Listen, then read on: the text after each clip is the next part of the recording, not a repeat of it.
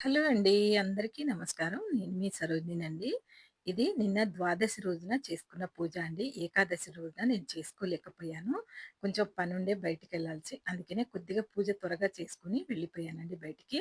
కాబట్టి నిన్న ద్వాదశి రోజున ఈ దీపాలైతే వెలిగించుకున్నాను. పిండి దీపారాధన నేను చేసుకుంటానండి. ప్రతి ఏకాదశికి నేను పిండి దీపారాధన తప్పకుండా పెడతానండి. కాకపోతే నిన్న సోమవారం కదా! చేసుకుంటే మంచిదనని చెప్పి ఒక్కరోజు మిస్ అయినా తెల్లారి చేసుకుంటానండి. అలా నేను ఈ పూజనైతే చేసుకొని ఒక్క 4, 10 నిమిషాలు పెడదాం మీకు ఈ వీడియో ఒక 10 నిమిషాలుగా పెట్టాలనిపించిందండి. నేను ఏ పూజ చేసుకున్నా కూడా తప్పకుండా మీకు నచ్చితే మాత్రం లైక్ చేయండి. మీకు నచ్చితే మాత్రం లైక్ చేయకుండా పోవద్దండి. ఇలా మాత్రం దీపారాధన చేసుకున్నాను. ఉదయాన్నేనండి చక్కగా అన్ని పనులు చేసుకొని ఇంకా పూజ మీద కూర్చున్నానండి. ఎందుకనంటే మనం ప్రతి పూజ చేసేటప్పుడు ఏదన్నా ఒక చిన్న పొరపాటు అయిపోతుందండి. అదయిపోతే మాత్రం ఏమీ అనుకోకూడదండి మీరు. పూజలో ఏదైనా పొరపాటు ఉన్నట్టయితే ఏమనుకోకూడదు. అలాగా మీకు ఈ పూజను పెడుతున్నానండి.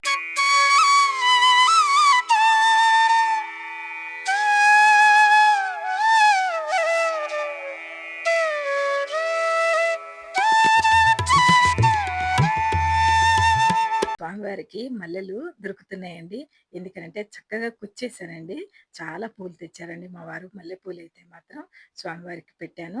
అటు పటానికేసానండి. అందంగా ఉంటుంది కదా అని ఎలాగో అలాగైతే పెట్టానండి. పటానికైతే పెట్టడానికి వీలుండదండి. కొంచెం మీరు మందిరం చూస్తే అర్థమవుతుంది. నేను అప్పుడప్పుడు పెడుతూ ఉంటాను మీకు ఫుల్ వీడియో మందిరంది. అప్పుడు చూడండి అది పెట్టడానికి వీలుండదు ఫోటోలకి. కానీ ఇలా ఎలాగో అలాగా నేను పెట్టేసానండి. పూలు పెట్టిన తర్వాత ఎంత కళొచ్చిందండి స్వామివారికి మాత్రం. అది నిజంగా రియల్‌గా చూడాలండి. పూజ చేసుకునేటప్పుడు చాలా ఓపిక కావాలండి. ఓపికతో పూజ చేసుకోవాలి. ఏ పూజ చేసినా కూడా ఓపికతో చేసుకున్న పూజ అయితే మాత్రం చాలా మంచిదండి. మనము ప్రతి వాళ్ళకి కంగారులో ఉన్నవాళ్ళుంటారు, లేని వాళ్ళుంటారండి. అలాగే ఒక్కొక్క రోజు నాకు కూడా వీలు పడదండి. త్వరగా చేసేస్తాను. అలాగే నేను ఏకాదశి రోజున త్వరగా చేసేసుకున్నానండి. కానీ నిన్న సోమవారం రోజున స్వామివారికి నేను అభిషేకం చేసుకున్నానండి. అలా చక్కగా శివలింగానికి నేను పూజ చేసుకొని అంటే మీకు ఎన్నో రోజులుగా కొద్దిగా నేను శివలింగంది పెట్టడం లేదండి. అప్పుడప్పుడు పెడుతున్నాను. కానీ ఈరోజు మాత్రం సెపరేట్‌గా పెట్టి చేద్దాము. నేను శివకేశవులకి చేసుకుంటానండి. అప్పుడప్పుడు స్వామివారిని పెట్టి కూడా విడిగా చేస్తాను. అలా ఎవరైనా ఇప్పుడు శివుడంటే ఇష్టం ఉన్న వాళ్ళు ఉంటారు కదండీ! అలాగా వాళ్ళ కోసం అనుకోండి నేను సోమవారం నాడు వాళ్ళకి కూడా ఇష్టం ఉంటుందండి. బాగా ఇష్టపడతారు. శివయ్యని మాత్రం చాలామంది ప్రాణం కంటే ఎక్కువగా శివయ్యని తలుచుకుంటారండి. నేను నా మందిరంలో ఉన్న ప్రతి ఒక్క దేవుడు కూడా నాకిష్టమేనండి.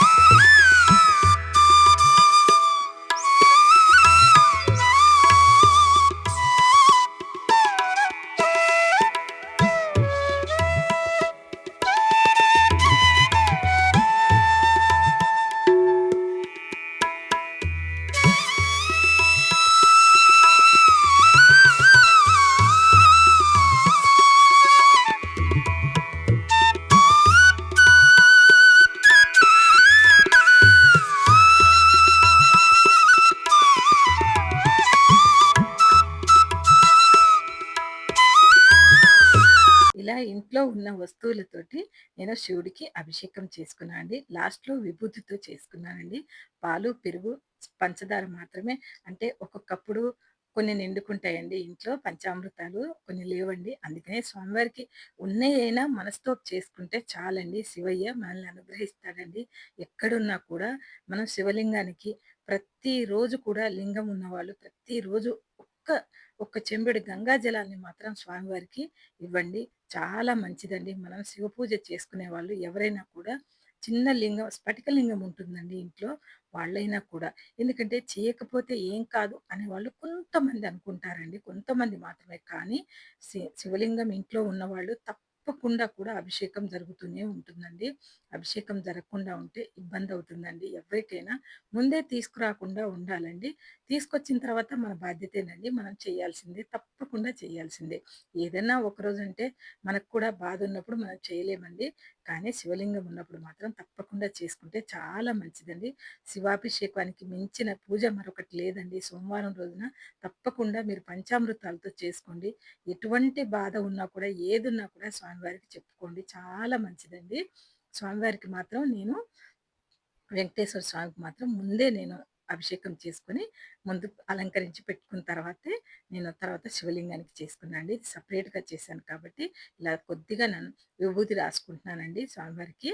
ఇలాగా కొంచెం మనం శివలింగానికి విభూది బొట్టు ఇక్కడ ఇటు సైడు కుంకుమ పెడతారండి. మా సైడ్ మాత్రం వరంగల్‌లో కుంకుమ మాత్రం తప్పకుండా పెడతామండి. మేము సిద్ధేశ్వర స్వామి టెంపుల్‌కెళ్ళినప్పుడు మాకిలాగే చేయిస్తారండి. అక్కడ పూజ మాత్రం జంటలు జంటలుగా చేస్తారండి. అందరూ కూడా కుంకుమ మాత్రం తప్పకుండా పెడతామండి.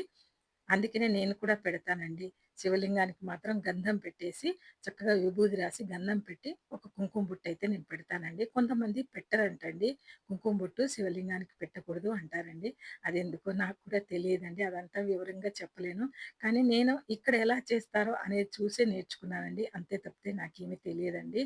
భగవంతుడున్నాడండి. మనం ఏదైనా పూజలో అదే చెప్పాను కదండీ! ఏదైనా పొరపాటుగా మీకు నచ్చనిది ఏదైనా ఉంటే మాత్రం తెలియక చేసిందేమో సరోజిని అని అనుకోండి. ఎప్పుడైనా ఈ పూజకే కాదండి, ఎప్పుడైనా కూడా ఎలాంటి తప్పు జరిగినా కూడా తెలియకుండా చేసింది మనం తెలిసి చేసిన తప్పుకైతే శిక్ష ఉంటుంది కానీ, తెలియక చేసిన దానికి ఎటువంటిది ఉండదండి. భగవంతుడే ఉంటాడు. అప్పుడు మన ఎనక భగవంతుడు ఉంటాడండి. అలా నమ్మి చేసుకోవాలి. ప్రతి ఒక్కరు కూడా ప్రతి ఇంట కూడా చక్కగా ఇలా పూజలు చేసుకోవాలండి.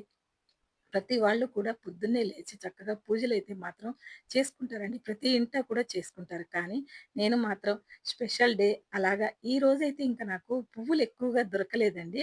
ఎక్కువగా దొరకలేదు. కానీ నాకు ఇష్టమండి. పువ్వులు ఎక్కువగా ఉంటే నేను చక్కగా అలంకరించుకుంటాను అనేది ఉంటదండి. గులాబీలు ఎక్కువగా లెవ్వండి. ఎండాకాలం కదండీ! సరిగ్గా దొరకటం లేదు. ఇలా అలంకరించి మళ్ళీ ధూపం పెట్టానండి స్వామివారికి. అలంకరించుకున్న తర్వాత తప్పకుండా ధూపం పెట్టుకోండి. ఇలా కొద్దిగా అయితే నేను ఇక్కడ రవ్వ కేసరి అంటే మనం గోధుమ రవ్వ ప్రసాదం ఉంటుంది కదండీ! అది సోమవారం రోజున స్వామివారికి పెడితే మనము శివయ్యకి పెడితే చాలా మంచిదండి. స్వామివారంటే నేను శివయ్య అనే చెప్తున్నానండి. స్వామివారంటే వెంకటేశ్వర స్వామికని అనుకోకండి. ఇది శివయ్యకి ఇష్టమండి. ఈ ప్రసాదము గోధుమ రవ్వ ప్రసాదం చేస్తారు. అలాగే నేను సోమవారం పూటైనా మధ్యలో ఎప్పుడైనా చేస్తూ ఉంటానండి. ఇలా పిండి దీపారాధన అయితే పెట్టుకున్నానండి. ఏకాదశి రోజున నేను పెట్టుకోలేకపోయానండి. అందుకే ద్వాదశి రోజున పెట్టుకున్నానండి. పెట్టుకొని తప్పకుండా కూడా ఇలా మనం ఏకాదశి వచ్చినప్పుడు పిండి దీపారాధన చేస్తే చాలా మంచిదండి. అందుకనే నేను సోమవారం కాబట్టి శివయ్యకి దండం పెట్టుకొని నేను ఏకాదశి రోజు వెలిగించుకోలేకపోయాను తండ్రి అని చెప్పి కేశవులకి ఇద్దరికీ దండం పెట్టుకొని ఇంకా ఈ దీపారాధన అయితే చేసుకున్నానండి. ఈ పూజనైతే లైట్‌గా చేశానండి. ఏమీ పెద్దగా ఏదీ లేదు ఇక్కడ. కానీ మీకు నచ్చినట్లయితే మాత్రం దీన్ని తప్పకుండా లైక్ చేయండి. ఎవరైనా ఒక్కరు ఇప్పుడు నేను చేసుకునేది అంటే మనకి మనం పెట్టుకోవడానికే కాదు కదండీ! నేను చేసిన పూజ ఎవరికైనా ఇలా వీడియో రూపంలో పెడుతున్నా అంటే నచ్చుతుందేమో అని ఆశపడే పెడతానండి. ఇంకంతే తప్పితే వేరే ఉద్దేశ్యం లేదండి. ప్రతి ఒక్కరూ కూడా నా వీడియోలు షార్ట్‌లో చూస్తారు. షార్ట్‌లో ఎక్కువగా చూస్తారండి. నా పెద్ద వీడియోలు ముందుకెళ్ళటం లేదండి. కొంచెం ముందుకు పంపించండి. కొద్దిగా మీరు ఇంట్రెస్ట్ చూపిస్తేనే కదండీ నా వీడియోలు ముందుకు పోయేది. నేను చేస్తాను. కష్టపడి నేను చేస్తాను. కానీ భగవంతుడున్నాడండి. పోయినంత పోతాయి. నేను మొత్తం భగవంతుడి మీద భారం వేసేస్తానండి. నా పని నేను చేసుకుంటూ పోతాను. ఏ రోజున నాకు పేరు దక్కాల్సిందుంటదో, ఏ రోజున వచ్చేదుంటదో ఆ స్వామి వారికే తెలుసండి. నాకేమీ తెలియదు. ఇలా పూజలైతే చక్కగా చేసుకొని, నైవేద్యాలు పెట్టుకొని, కొబ్బరికాయ కొట్టుకున్నానండి. ఇలా నేను పీఠం పెట్టుకొని పక్కన చేసుకున్నా చేసుకోవచ్చు. కానీ ఇక్కడ మందిరంలో చేసుకుంటే నాకు తృప్తిగా ఉంటదండి. అన్నీ ఇరుకుగా పెట్టినా కూడా సంతోషంగా ఉంటదండి. మందిరంలో చేసుకుంటే మాత్రం అదో తృప్తండి. పీట పట్టి చేసుకుంటాను కానీ నాకు విడిగా పెట్టి చేస్తాను. అన్నీ చూపించుకుంటూ పెడతాను అనుకుంటాను కానీ, నాకు మందిరంలో ఇలా నిండుగా చేసుకోవాలి. మందిరం అంతా కళకళలాడుతూ ఉండాలి అనేది మాత్రం నా మనసులో ఉంటుందండి. అందుకనే మందిరంలోనే చేసుకున్నానండి. ఈ పూజ మాత్రం స్వామివారికి ఒక దాదాపు ఒక వారం రోజుల నుంచి నేను స్వామివారిని చూపెట్టట్లేదండి. లైట్‌గా చేసుకుంటున్నాను పూజ. ఇంకా మధ్య మధ్యలో పెడుతున్నాను. అంతే తప్పితే ప్రతిరోజు పెట్టట్లేదండి. అందుకే ఈరోజు మీరు నా మందిరాన్ని పూర్తిగా చూస్తారని పెడుతున్నానండి. ఇలాగ పూజంతా పూర్తయిపోయిన తర్వాత పంచాహారతి ఇవ్వాలనుకున్నానండి. ఇంకా పొద్దున పూట కదండీ! బయటికి వెళ్ళేవాళ్ళుంటారు కదా! ఇంకా వాళ్ళకి ఇంక పంపించాలి. పూజ కోసమే కాదు కదండీ! పొద్దున్నే ఇంక వాళ్ళు వెళ్తూ ఉంటారు. కంగారుంటుంది. ఇంకిదంతా అయిపోయిన తర్వాత పంచహారతి ఇవ్వకుండా ఏకహారతి అయితే ఇచ్చానండి స్వామివారికి. కర్పూరం పెట్టి చక్కగా నేను కర్పూరం మాత్రం ఒత్తులకే రాస్తానండి. రాసి చక్కగా నేను ధూపం కూడా పెట్టానండి. మనం ధూపం పెట్టాలండి. ప్రతి పూజకు కూడా ధూపం పెట్టుకుంటే చాలా మంచిదండి. విశేషమైన రోజుల్లో మీరు ధూపం పెట్టి బయట తులసమ్మ దగ్గర పెట్టేయండి. ఇంట్లో అంతా పొగగా అయిపోతుంది కదా! బయట పెట్టేయండి. తులసమ్మ దగ్గర పెట్టేస్తే ఏమీ కాదండి. ఇలా పిండి దీపారాధన మనస్ఫూర్తిగా పెట్టుకున్నానండి. చాలా బాగా అనిపించిందండి. చిన్నగా చేసుకున్నా కూడా చాలా టైం పడతదండి పూజకైతే మాత్రం. మనకు కనపడేది చిన్నగే కనపడతదండి. పూజ అయితే మాత్రం 2 గంటలు జరుగుతదండి. తప్పకుండా 2 గంటలైతే అయితదండి నాకు. కొద్దిగా వీడియో తీసుకుంటూ చేస్తే మాత్రం తప్పకుండా 2 గంటలు పడుతుందండి. తెల్లవారుజామునే లేచానండి. అన్నీ ఇంట, బయట అన్నీ నీట్‌గా, క్లీన్‌గా చేసుకొని, తప్పకుండా కూడా ఈ పనులన్నీ చేసుకోవాల్సిందేనండి. పూజ చేసే ఇంట్లో, అలవాటున్న ఇంట్లో మాత్రం తప్పకుండా అందరూ కూడా చేసుకుంటారండి. నేనే కాదండి. అన్నీ క్లీన్ చేసుకొని, చేసుకోవడం, పూజంతా ఇలా నిండుగా చేసుకుంటే, మనకు ఆ భగవంతుడి ఆశీస్సులు తప్పకుండా ఆ శివయ్య మనకెళ్ళి చూస్తాడండి. ఎటువంటి ఆపదొచ్చినా కూడా భగవంతుడున్నాడని తప్పకుండా నమ్మాలండి. కష్టాలుంటాయి. ప్రతి వ్యక్తికి కష్టం, సుఖం అందరికీ కలిసే వస్తుందండి. ఉన్నవాడికి, లేనివాడికి అందరికీ వస్తుందండి.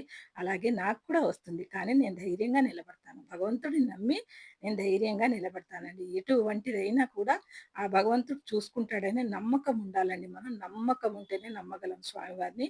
మనం ఏ స్వామినైనా, శివయ్యనైనా, వెంకటేశ్వర స్వామినైనా ఎవ్వరైనా అండి మన మందిరంలో మనం పూజించే మన ఇంటి కులదైవం ఉంటే ఎవ్వరైనా నమ్మొచ్చండి. వీడియో నచ్చితే మాత్రం లైక్ చేయండి, షేర్ చేయండి, కామెంట్ చేయండి.